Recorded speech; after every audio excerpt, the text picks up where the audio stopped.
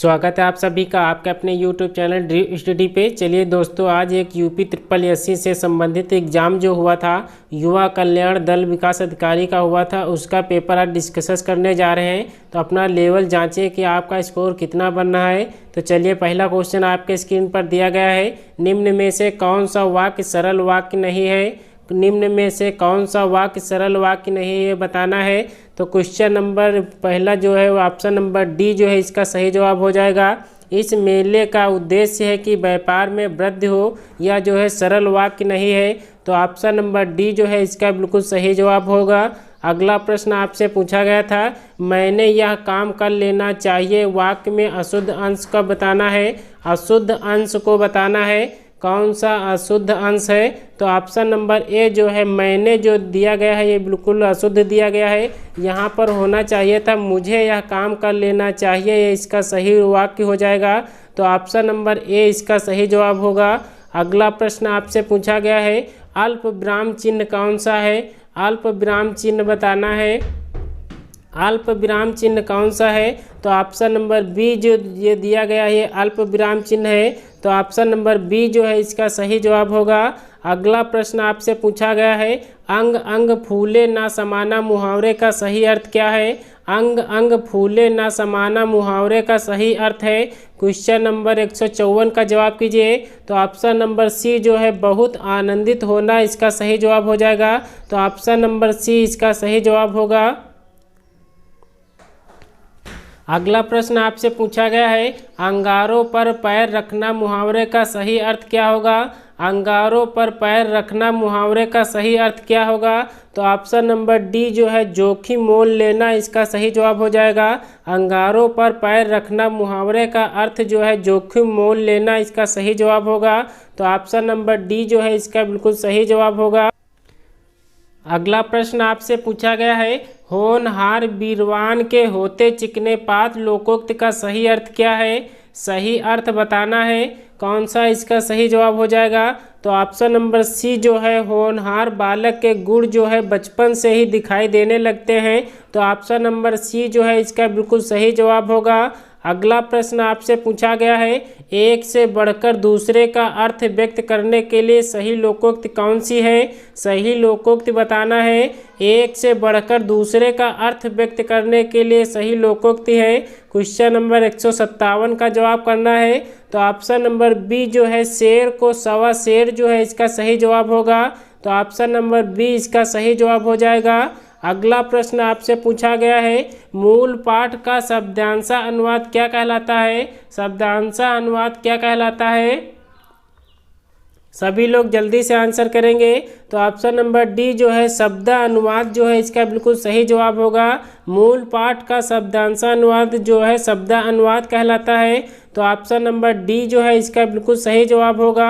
अगला प्रश्न आपसे पूछा गया है, निम्न में कौन सी बोली उत्तर प्रदेश की नहीं है?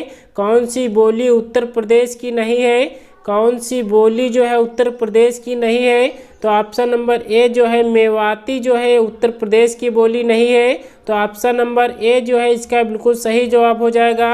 अगला प्रश्न आपसे पूछा गया है, प्राधिकारी के लिए सटीक अंग्रेजी शब्द क्या होगा? प्राधिकारी के लिए सटीक अंग्रेजी शब्द क्या होगा? तो अथॉरिटी जो है ऑप्शन नंबर बी जो दिया गया है इसका बिल्कुल सही जवाब हो जाएगा। तो ऑप्शन नंबर बी जो है इसका बिल्कुल सही जवाब होगा। अगला प्रश्न आपसे पूछा गया है, ऑर्डर के लिए सही शब्द क्या होगा? ऑर्डर के लिए सटीक सही शब्द क्या बनेगा? तो ऑर्डर माने आदेश होता है। तो ऑप्शन नंबर सी जो है इसका बिल्कुल सही जवाब होगा।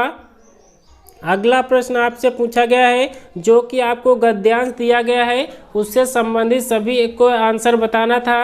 तो आपको देख लीजिए ऑप्शन कौन सा इसका सही होगा। सभी लोग अच्छे से इसको पैराग्राफ को पढ़ेंगे, उसके बाद आप लोग आंसर करेंगे।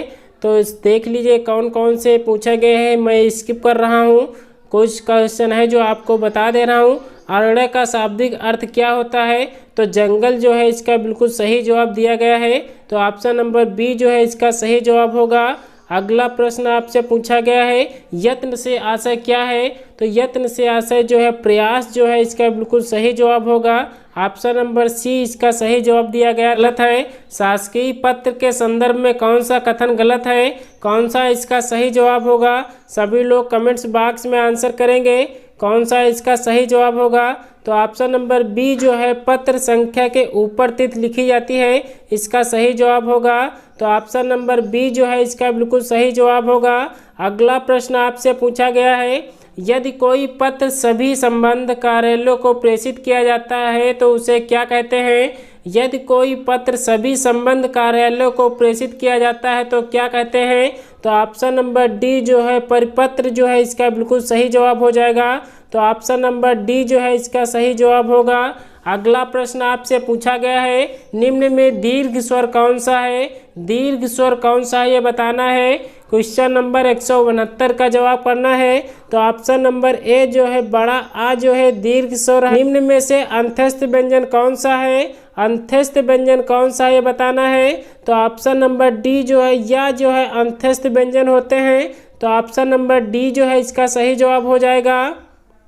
अगला प्रश्न आपसे पूछा गया है, निम्न में से महाप्राण व्यंजन कौन सा है? महाप्राण व्यंजन बताना है कौन सा इसका सही जवाब होगा। तो ऑप्शन नंबर सी जो है भा जो है इसका सही जवाब होगा। प्रत्येक वर्ग का दूसरा और चौथा वर्ण जो है महाप्राण व्यंजन कहलाता है। तो ऑप्शन नंबर सी जो है इसका बिल्कुल सही जवाब होगा। अगला प्रश्न आपसे पूछा गया है, निम्न में से आघोष वर्ण कौन सा है? आघोष वर्ण कौन सा है ये बताना है। तो ऑप्शन नंबर ए जो है पा जो दिया गया है ये आघोष वर्ण है। तो ऑप्शन नंबर ए इसका सही जवाब हो जाएगा। अगला प्रश्न आपसे पूछा गया है, निम्न में से कंठ्य वर्ण कौन सा है? निम्न में से कंठ्य वर्ण कौन सा है? सभी लोग जल्दी से आंसर करेंगे। तो ऑप्शन नंबर बी जो है छोटा आ जो है कंठ्य वर्ण है। तो ऑप्शन नंबर बी जो है इसका सही जवाब हो जाएगा। अगला प्रश्न आपसे पूछा गया है, निम्नलिखित में से रूढ़ शब्द कौन सा है? रूढ़ शब्द का चयन करना है। तो ऑप्शन नंबर सी जो है नाक जो दिया गया है इसका बिल्कुल सही जवाब हो जाएगा। नाक जो है रूढ़ शब्द है। तो ऑप्शन नंबर सी इसका सही जवाब हो जाएगा। अगला प्रश्न आपसे पूछा गया है, रत्नाकर का संधि विच्छेद क्या होगा? रत्नाकर का संधि विच्छेद क्या होगा? तो ऑप्शन नंबर ए जो है रत्न धन आकर जो है इसका बिल्कुल सही जवाब हो जाएगा। तो ऑप्शन नंबर ए इसका सही जवाब होगा। रत्न धन आकर इसका संधि विच्छेद सही हो जाएगा। तो ऑप्शन नंबर ए इसका बिल्कुल सही जवाब होगा। अगला प्रश्न आपसे पूछा गया था, प्रतिमान में कौन सा समास है? प्रतिमान में समास है ये बताना है। तो ऑप्शन नंबर बी जो है अव्ययी भाव समास जो है इसका बिल्कुल सही जवाब होगा। तो ऑप्शन नंबर जो है बी इसका सही जवाब होगा। अगला प्रश्न आपसे पूछा गया है, परिक्रमा में उपसर्ग है। परिक्रमा में उस पर से जो है कौन सा लगा हुआ है? परिक्रमा में उपसर्ग कौन सा लगा हुआ है? तो ऑप्शन नंबर डी जो है पर जो है इसका सही जवाब होगा। पर जो है उपसर्ग लगा हुआ है। तो ऑप्शन नंबर डी जो है इसका सही जवाब हो जाएगा। अगला प्रश्न आपसे पूछा गया था, भलाई में प्रत्यय है। भलाई में कौन सा प्रत्यय लगा हुआ है? तो ऑप्शन नंबर बी जो है आई जो है इसका बिल्कुल सही जवाब होगा। भलाई में प्रत्यय जो है आई लगा हुआ है। तो ऑप्शन नंबर बी जो है इसका सही जवाब होगा। अगला प्रश्न आपसे पूछा गया था, निम्न में से कौन सा शब्द तत्सम है? कौन सा शब्द तत्सम है ये बताना है। तो ऑप्शन नंबर ए जो है आलस्य जो है इसका तत्सम शब्द है। तो ऑप्शन नंबर ए इसका सही जवाब हो जाएगा। अगला प्रश्न आपसे पूछा गया है, निम्न में कौन सा शब्द तत्भव है? तत्भव शब्द का चयन करना है। तो ऑप्शन नंबर डी जो है छत जो है तत्भव शब्द है। तो ऑप्शन नंबर डी इसका सही जवाब हो जाएगा।